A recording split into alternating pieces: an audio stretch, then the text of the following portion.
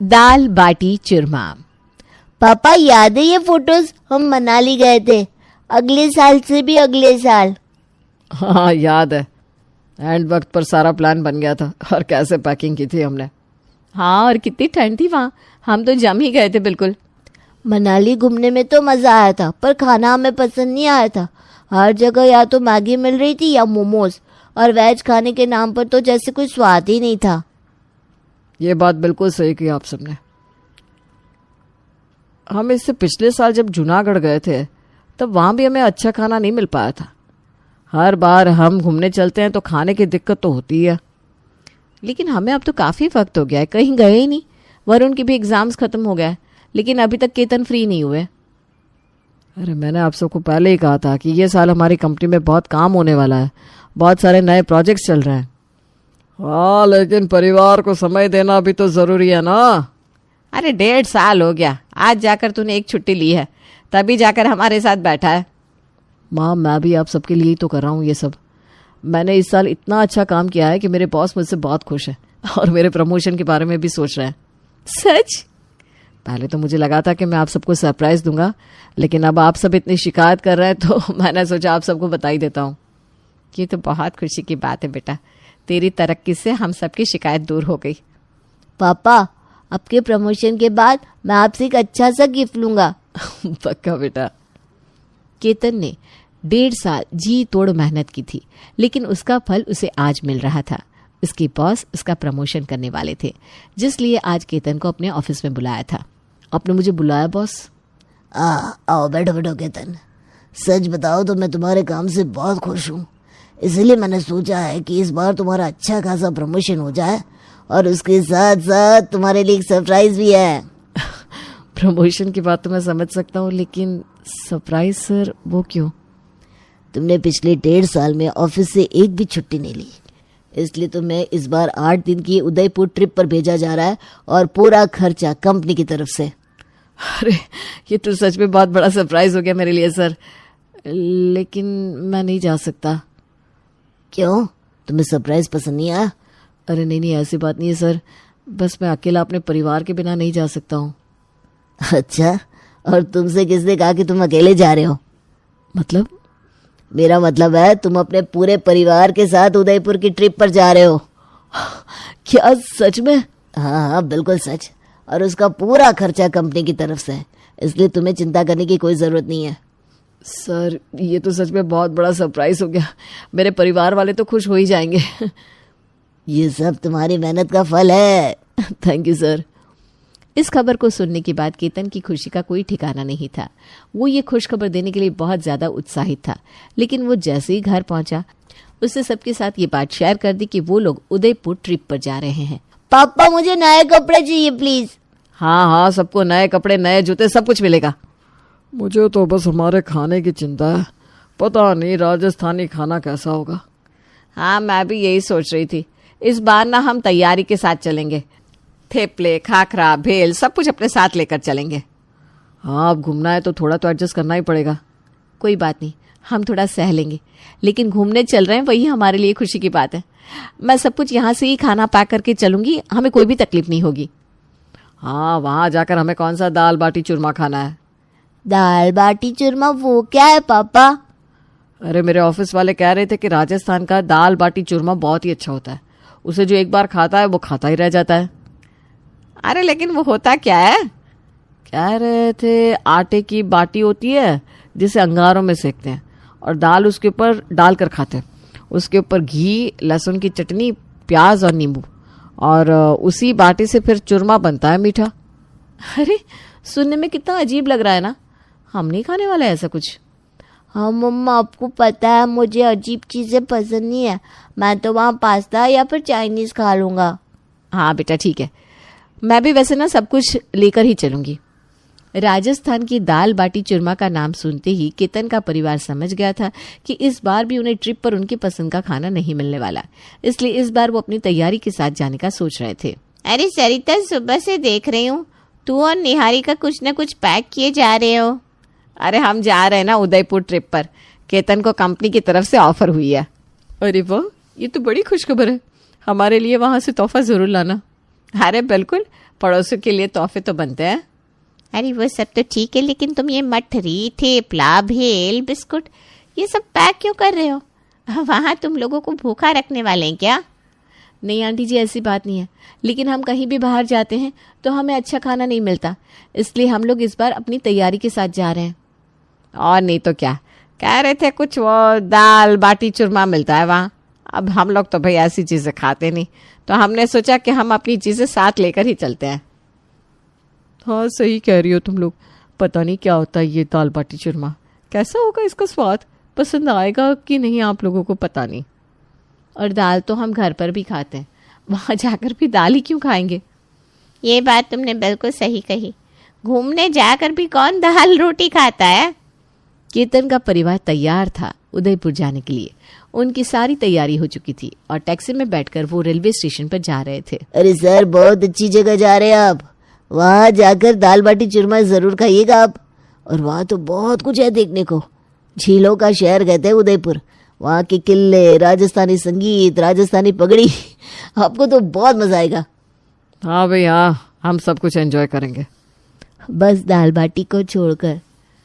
अरे अगर आपने वहां जाकर दाल बाटी चूरमा नहीं खाया तो क्या ही खाया, आप मिस मत करना। अरे इसको हाँ बोल दो, हम कौन सा खाने वाले हैं वहाँ जाकर। हाँ बेटा, हम जरूर खाएंगे दाल बाटी चूरमा। दाल बाटी चूरमा का नाम आते ही केतन के परिवार ने मुंह सिकुड़ लिया था। उनका मानना था कि वो बाहर जाकर भी दाल और आटे की बाटी क्यों खाए, लेकिन दाल बाटी का नाम था कि उनका पीछा छोड़ नहीं रहा था। केतन के नाम की? ये रही सर आपके रूम की चाबी। अच्छा, यहाँ खाने में क्या क्या मिलेगा? आप कहे तो सर आपके लिए गर्मा गर्म दाल बाटी चूरमा करवा दूं? नहीं नहीं नहीं प्लीज, इसके अलावा कुछ भी, डोसा करवा दीजिए। ठीक है सर, आपको जैसा ठीक लगे, लेकिन आप दाल बाटी चूरमा ना खाकर ना बहुत कुछ मिस कर रहे हैं। अरे भाई, जिससे देखो दाल बाटी चूरमा के पीछे पड़ा हुआ है। दाल बाटी ना हो गई जैसे सोने के लड्डू हो गए कि अगर नहीं खाएंगे तो पछताएंगे। अरे बेटा, हमें नहीं खाना ये दाल और रोटी, आप हमारे डोसा हमारे कमरों में भिजवा दीजिए। ठीक है सर। उदयपुर आने के बाद केतन के परिवार ने पहले अपने कमरों में आराम किया और फिर घूमने के लिए निकल गए। फतेह सागर लेक पर पहुंचकर और वहां की सुंदरता को देखकर उनका मन बहुत खुश हो गया। कितना अच्छा लग रहा है ना यहाँ, कुछ भी कहो, राजस्थान की ना बात ही कुछ अलग है।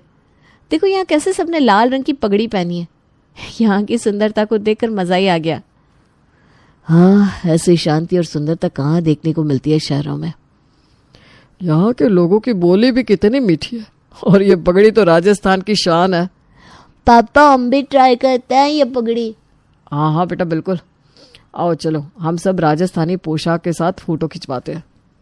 ये पहली बार था कि केतन का परिवार किसी ट्रिप पर किसी शहर को इतना पसंद कर रहा था।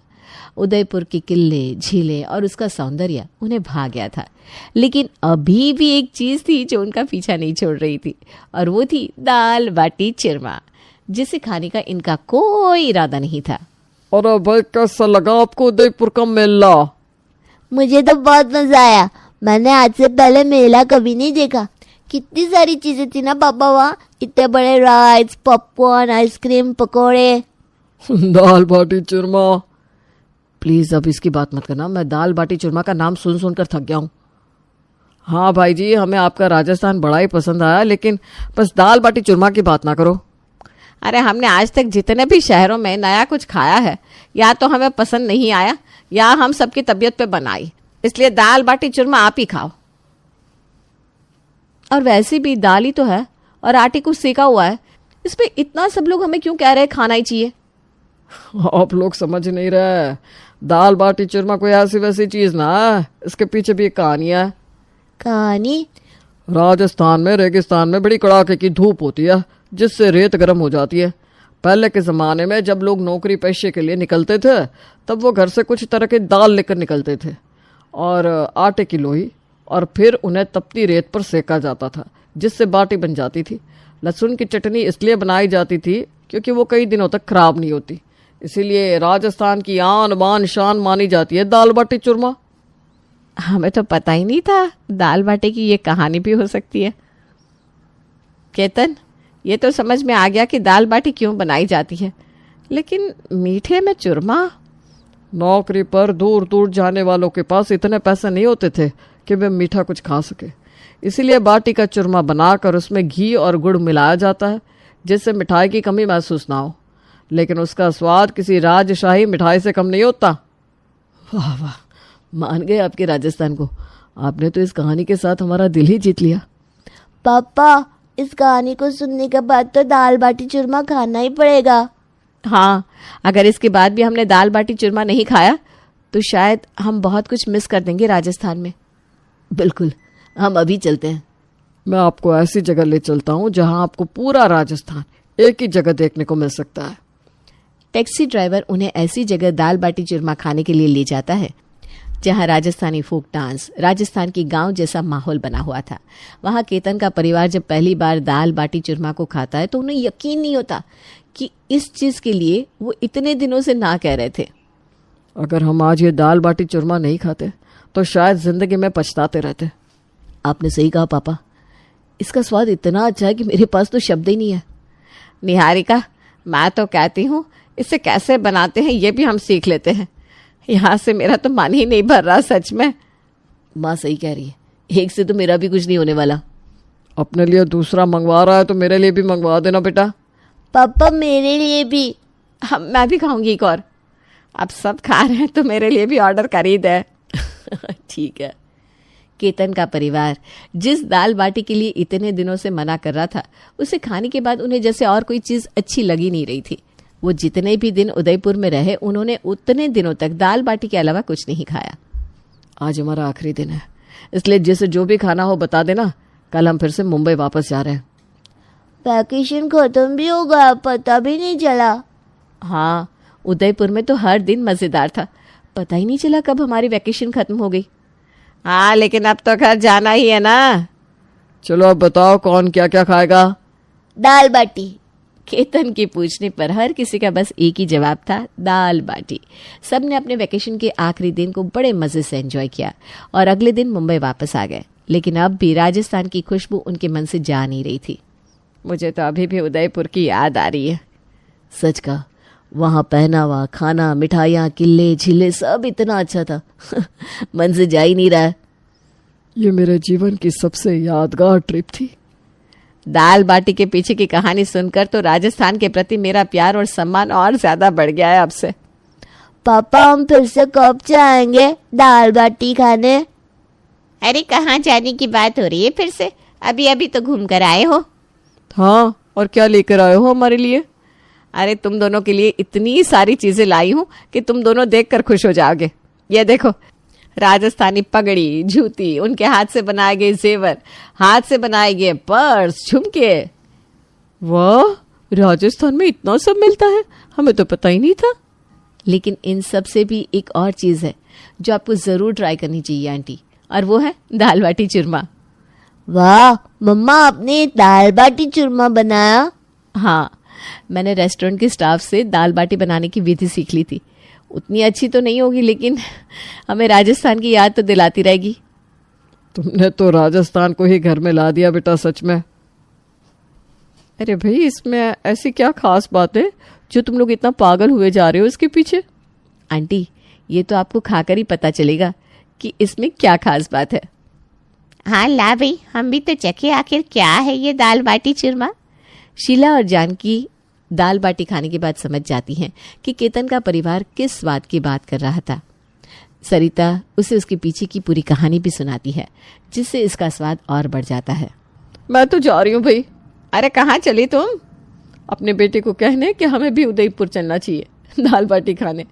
ये निहारिका ने बनाई है, सीखकर तो असली दाल बाटी का स्वाद कितना लाजवाब होगा। जानकी सच कह रही है, ये खाकर ऐसा लग रहा है जैसे अमृत पान कर लिया हो। अब ये तो हमारा फेवरेट हो गया है भाई। अरे हमारा भी।